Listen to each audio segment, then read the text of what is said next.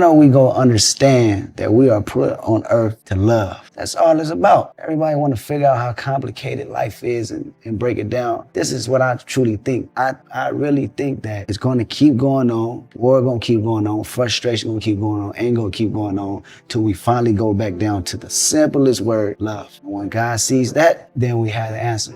People don't like to look themselves in the mirror. That's the hardest thing to do. You know, it's to critique yourself rather than point the finger. Everybody hates change. So to actually do that and say, I'm wrong in a lot of areas, I look at myself in the mirror and I'm saying I'm wrong in a lot of areas, that takes a lot of willpower. It starts with self first. Before music, it's a lot of territories, just being a part, the gang culture and knowing how it reacts and being in the center of the heart of it. There's a lot of territories that, you know, I couldn't go to just off the simple fact it was bad blood between my neighborhood and the neighborhood around the corner.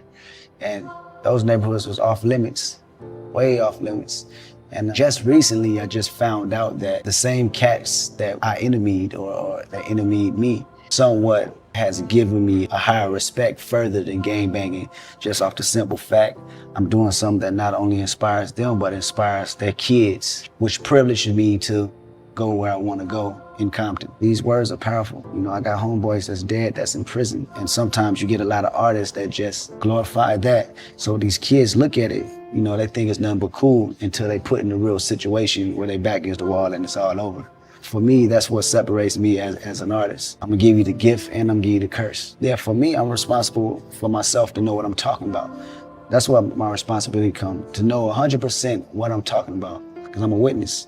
It's your choice to listen to it, but it's my responsibility to know exactly what I'm talking about, you know, and to always give you both sides of the fence. I can't just write. I can't come up with an album if it's not from self-experience. We so focused on what the outside is doing to us and stumbling upon us. We forget that if we're stronger on the inner core, ain't nothing nobody else can do. You can't break down something that's so solid if the core is solid. The foundation is there, you know. It's just something that gotta be reversed. Definitely a curse that has to be reversed. That reverse may come tomorrow. When you talk about change, you talk about time. And time can be forever.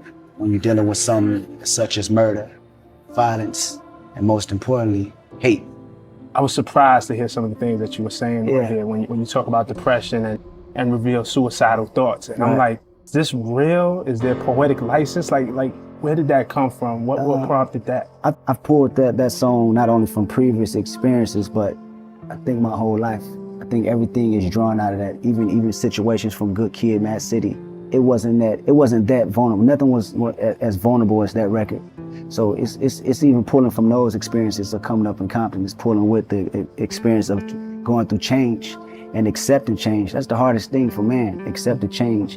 And when I was on that tour bus and things is happening back home in my city or in my family that I can't do nothing about, it's out of my control, I don't can put it in God's. I couldn't understand that. And that can draw a thin line, you know, between you having your sanity and you losing it. And this is how artists deteriorate if you don't catch yourself. Michael Jackson holds the record with 12 nominations. Yeah. You almost had the same amount of nominations as Michael Jackson for Thriller. The legend. I wouldn't want to go past that though. No. No. But what if you had 13? No.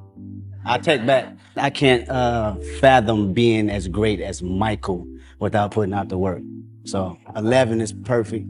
You know, he's the legendary. I'm glad it's at 12. What happens? Say you do get 13. Kendrick, let's think about this. It almost happened. I mean, then what do you have to do? You just gotta... I don't know. Yeah, you just gotta leave the country. You gotta do something else. There's a lot of my inspiration come from meeting people or going outside of the country or going around the corner to my old neighborhood, talking to a 5-year-old little boy.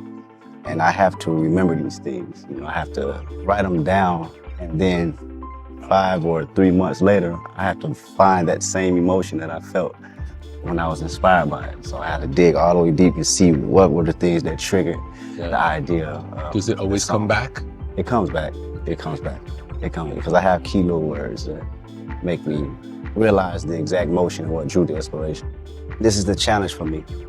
Being able to talk about anything and make it connect to a listener, where the listener can either feel like you or feel like they understand you, or you have just a deeper connection through the music with the listener.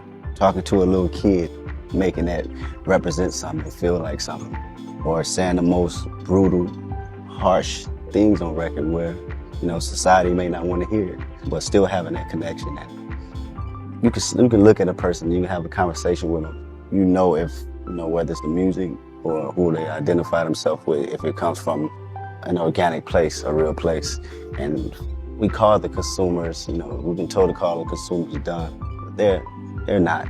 They know when it's real. Absolutely. And they know if they can feel it, you know. Still to this day, when I look at my certain aspirations, as far as artists, when I look at Eminem, when I look at Jay, I felt, you know, the stories they were telling, you know, whether it was fictional or not. These ideas that they was putting down made me believe, you know, in everything that they were saying, because it just came from a space of whether a realistic point or just their imagination being so strong, you know, and so heavy, you know, that you just get bombarded into their ideas. It's the reason, the true meaning of imperfection. And that's beautiful.